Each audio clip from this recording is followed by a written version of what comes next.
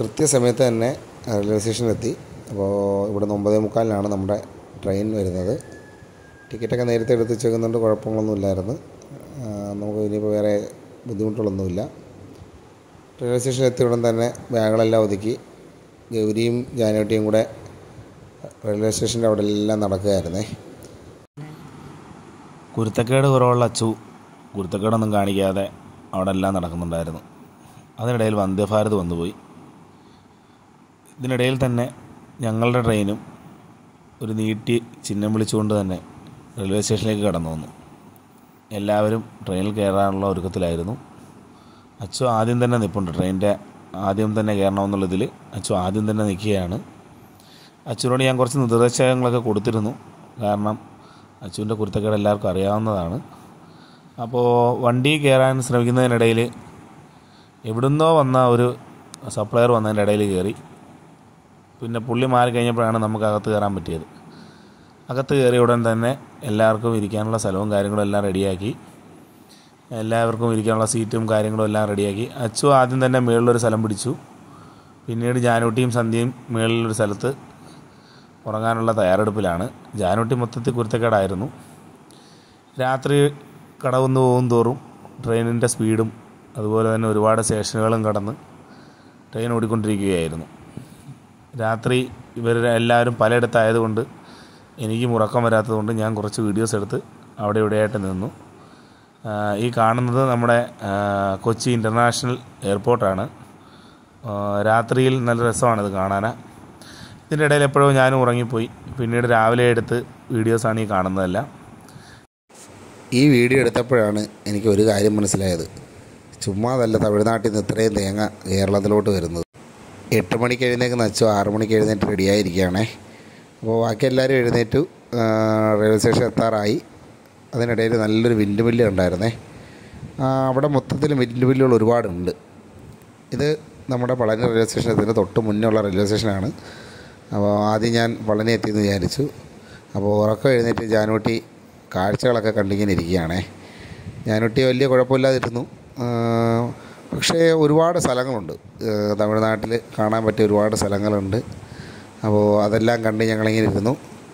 അപ്പോൾ ഇറങ്ങാനുള്ള തയ്യാറെടുപ്പിലാണ് ഞങ്ങളെല്ലാവരും. ജാനുട്ടി ഇപ്പോൾ വീഡിയോ എടുക്കുമ്പോഴേ ഹായ് എന്ന് കാണിക്കും കേട്ടോ. പിന്നെ ഒരു ചായക്കാരനില്ലാതെ എന്ത് ട്രെയിൻ. അപ്പോൾ ചായക്കാരനെ കൂടെ ഞാൻ ഈ ഒരു വീഡിയോയിൽ ഉൾപ്പെടുത്തിയതാണ്. അങ്ങനെ ലാസ്റ്റ് പഴനി സ്റ്റേഷനെത്തി. തിക്കും തിരക്കും കൂട്ടി എല്ലാവരും പയ്യെ പുറത്തേക്ക് ഇറങ്ങി. അപ്പോൾ ആദ്യം അച്ചുവും ജാനുട്ടിയും തന്നെ ഗൗരിയാണ് ആദ്യം ഇറങ്ങിയത്. രണ്ടുപേരും ഭയങ്കര ഹാപ്പിയാണ്. രണ്ടുപേർക്കും ട്രെയിൻ യാത്ര ഒരുപാട് ഇഷ്ടപ്പെട്ടിട്ടുണ്ട്. അങ്ങനെ ഓരോരുത്തരായി ട്രെയിനിൽ നിന്ന് പുറത്തേക്ക് ഇറങ്ങി. ജാനുട്ടിയും സന്ധ്യയാണ് വരുന്നത്. പുറകെ ആരൊക്കെ ഇറങ്ങി വരുന്നുണ്ട്. അപ്പോൾ സാധനങ്ങളെല്ലാം എടുത്ത് ഞങ്ങൾ പയ്യെ പുറത്തേക്ക് പോകാനുള്ള തയ്യാറെടുപ്പിലാണ്. അപ്പോൾ ജാനുട്ടി ഒരു ഹായ് കാണിക്കാൻ പറഞ്ഞു. പക്ഷേ ജാനുട്ടി കാണിച്ചില്ല. അപ്പോൾ ഇനിയിപ്പോൾ ഉള്ളതെന്ന് പറഞ്ഞാൽ പുറത്തേക്ക് പോവുക, ഒരു വണ്ടിയോ അങ്ങനെ എന്തെങ്കിലും കയറിയിട്ട് വേണം നമുക്ക് പളനിയിലേക്ക് എത്താൻ. അപ്പോൾ ഞങ്ങളവിടെ നിന്ന് പയ്യെ നടന്ന് താഴേക്ക് ഇറങ്ങി. ദൂരെ നിന്ന് തന്നെ കാണാൻ പറ്റുന്നുണ്ടായിരുന്നു. ഒരുപാട് ആട്ടോക്കാർ അവിടെ നമ്മളെ കാത്ത് നിൽപ്പുണ്ട്. അപ്പോൾ ഞങ്ങൾ പയ്യെ അവിടേക്ക് ഇറങ്ങി ചെന്നു. നമ്മൾ ഇറങ്ങി ചെല്ലുമ്പോൾ തന്നെ ഈ ആട്ടോക്കാർ നമ്മളോട് വന്ന് കാര്യങ്ങൾ പറയുന്നുണ്ട്, വണ്ടി വേണമെന്ന് ചോദിക്കുന്നുണ്ട്. നമ്മൾ കുറച്ചും കൂടെ മുമ്പോട്ട് നടന്നു. ആട്ടോകൾ ഒരുപാട് തന്നെ റോഡിൻ്റെ സൈഡുകളിൽ തന്നെ നിർത്തിയിട്ടുണ്ടായിരുന്നു. അപ്പോൾ ഈ ആട്ടോകളും കടന്ന് ഞങ്ങൾ കുറച്ചുകൂടെ മുമ്പോട്ട് പോയി. കാരണം ഇവിടെ നിൽക്കുന്നവർ പറയുന്നതിനെക്കാട്ടി റേറ്റിൽ കുറച്ച് കിട്ടുമോ എന്നറിയാൻ വേണ്ടിയിട്ട് കുറച്ചുകൂടെ മുമ്പോട്ട് പോയി.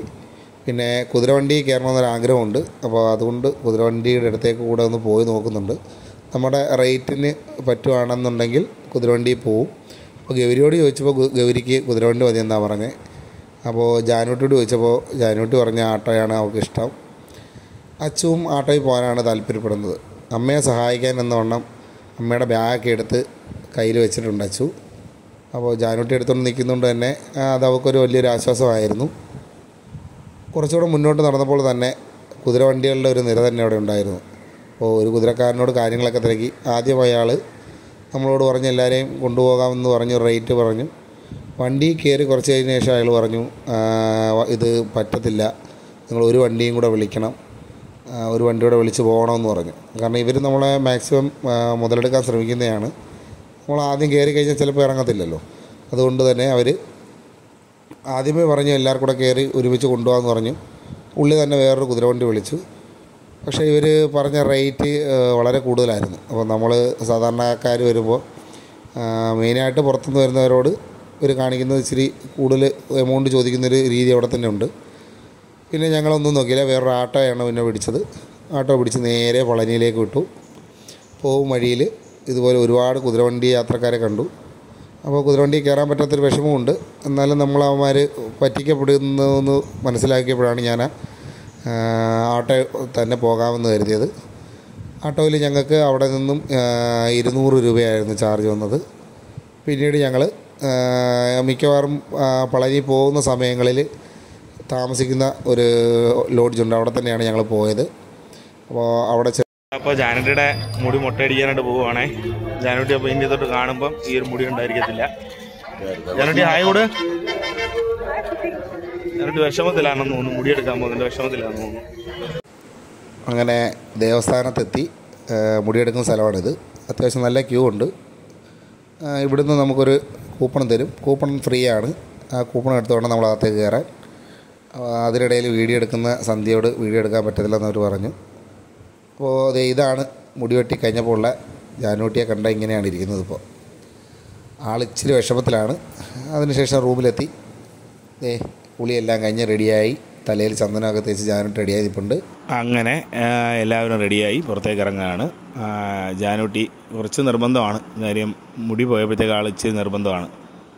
പിന്നെ ഇതാണ് ഞങ്ങളുടെ മേക്കപ്പുകാരി, ഭയങ്കര മേക്കപ്പാണേ. അത് കഴിഞ്ഞ് നേരെ തൊട്ട് താഴെ തന്നെ ഒരു ഹോട്ടലുണ്ടായിരുന്നു, അവിടെ കയറിയിട്ട് നമുക്ക് കറക്റ്റായിട്ട് ഫുഡ് തരാതെ കുറേ സമയം എടുത്തു. അതുപോലെ തന്നെ അതിരിക്കാൻ വയ്യ, ഭയങ്കര പുകയായിരുന്നു. അങ്ങനെ അവിടെ നിന്ന് ഇറങ്ങി പുറത്തേക്ക് വന്നതാണ്. വഴിയോരത്ത് ഒരുപാട് കടകളും കാര്യങ്ങളുണ്ട്. മെയിനായിട്ട് ഈ പേരയ്ക്കയുടെ കടകൾ അവിടെ ഒരുപാടുണ്ട് കേട്ടോ. അങ്ങനെ വഴിയോര കാഴ്ചകളൊക്കെ കണ്ട് വേറൊരു കടയിലേക്ക് എത്തി. അവിടെ അവസ്ഥ ഇത് തന്നെയായിരുന്നു, നല്ല തിരക്കായിരുന്നു. എന്നാലും കുഴപ്പമില്ല, നമ്മൾ ഒരു ഇരിക്കാൻ്റെ സ്ഥലമൊക്കെ ഒപ്പിച്ചിരുന്നു. വളരെ അടിപൊളി ഫുഡായിരുന്നു അവിടുത്തെ. അവിടുന്ന് പയ്യെ ഇറങ്ങി നേരെ പളനിയിലേക്ക് നടന്നു. അപ്പോൾ ഒരു കാര്യം എല്ലാവരോടും പറയാനുള്ളത്, പോകുന്നവരാരും തന്നെ മൊബൈൽ ഫോണ് കയ്യിലെടുക്കരുത്. മൊബൈൽ ഫോൺ സ്ട്രിക്റ്റ്ലി അവിടെ നിരോധിച്ചിരിക്കുകയാണ്. നമ്മൾ റൂമിൽ വെച്ചിട്ട് പോവുകയാണെന്നുണ്ടെങ്കിൽ ആയിരുന്നു ഏറ്റവും നല്ലത്. അല്ലെങ്കിൽ പ്രശ്നം എന്ന് പറഞ്ഞാൽ നമ്മൾ പിന്നെ അവിടെ ഈ മൊബൈൽ വയ്ക്കാൻ വേണ്ടി മാത്രം ഒരു നീണ്ട ക്യൂ ഉണ്ട്. ആ ക്യൂവിൽ പോയി നമ്മൾ നിൽക്കേണ്ടി വരും. അപ്പോൾ അമ്പലത്തിൻ്റെ ഇടതേ സൈഡിന് മാറി ഇവിടെയാണ് മൊബൈലും കാര്യങ്ങളൊക്കെ വയ്ക്കേണ്ട സ്ഥലം. ഇപ്പോൾ തന്നെ കണ്ടില്ലേ, നല്ല ക്യൂ ആണ്. അപ്പോൾ മൊബൈലൊക്കെ വെച്ച് പോയി തൊഴുത് തിരിച്ചു വന്നിറങ്ങിയപ്പോൾ ഉള്ള രംഗങ്ങളാണ്. എല്ലാവരും കുഴഞ്ഞിട്ടുണ്ട് കേട്ടോ. കാരണം ഞായറാഴ്ച ആയതുകൊണ്ട് തന്നെ നല്ല തിരക്കായിരുന്നു. അച്ചു ഇച്ചിരി കലിപ്പിലായിരുന്നു. പിന്നെ അവിടെ നിന്നും നേരെ വന്നു, ഉച്ചയൂണൊക്കെ കഴിഞ്ഞ് എല്ലാവരും പയ്യെ റൂമിലേക്ക് പോയി. ഊണ് നമ്മൾ ആദ്യം രാവിലെ കയറിയ കടയിലാണ് കയറിയത്. അപ്പോൾ തിരക്ക് കുറവായതുകൊണ്ടും അവിടെ നിന്ന് എളുപ്പം ഫുഡ് കിട്ടുകയും ചെയ്തു. പിന്നെ വീടുകളിലേക്ക് കൊണ്ടുപോകാനും വീട്ടിൽ പരിസരത്തൊക്കെ കൊടുക്കാനുള്ള സാധനങ്ങളെല്ലാം ഒരു കടയിൽ ചെന്ന് വാങ്ങിച്ചു. ഈ അപ്പം ഭയങ്കര ക്യാൻവാസിങ് ആയിരുന്നു കേട്ടോ. പുള്ളി നല്ല രീതിയിൽ നമ്മളോട് സഹകരിച്ചു. പിന്നെ ഒരു ഉറക്കമൊക്കെ കഴിഞ്ഞ് വന്നൊരു ചെറിയ ചായയൊക്കെ കുടിച്ചു. വൈകുന്നേരത്തിന് ഇറങ്ങാനുള്ള പരിപാടിയാണ്. 6 മണിക്കാണ് ട്രെയിൻ. അപ്പോൾ 5 മണിയായപ്പോൾ നമ്മൾ റൂമിൽ നിന്ന് ഇറങ്ങി പയ്യെ റെയിൽവേ സ്റ്റേഷനിലേക്ക് പോവുകയാണ്. ഈ പോകുന്നതിനിടയ്ക്ക് ചെറിയൊരു ആക്സിഡൻറ്റ് പറ്റി, പക്ഷേ അത് എനിക്ക് വീഡിയോയിൽ കിട്ടിയില്ല. അങ്ങനെ നമ്മൾ റെയിൽവേ സ്റ്റേഷനിൽ എത്തി. അവിടെ പൊതുവെ ആൾ കുറവായിരുന്നു. പിന്നെ അങ്ങനെ അവിടെ കുറച്ച് നേരം വെയിറ്റ് ചെയ്തു. അപ്പോഴത്തേക്ക് ആൾക്കാരൊക്കെ വന്നു തുടങ്ങിയിരുന്നു. കാരണം 6 മണിക്കത്തെ ട്രെയിൻ ഇപ്പോൾ ഒരുപാട് പേരുണ്ട്. അപ്പോൾ പ്ലാറ്റ്ഫോം നവീകരണം നടക്കുന്നതുകൊണ്ട് കുറച്ച് സ്ഥലക്കുറവുണ്ടായിരുന്നു. ഞങ്ങൾ താഴെയൊക്കെയാണ് ഇരുന്നത്. അപ്പോൾ ഞങ്ങൾ വണ്ടി കാത്ത് ഇരിക്കുന്ന സമയത്ത് കണ്ടൊരു രംഗമാണേ.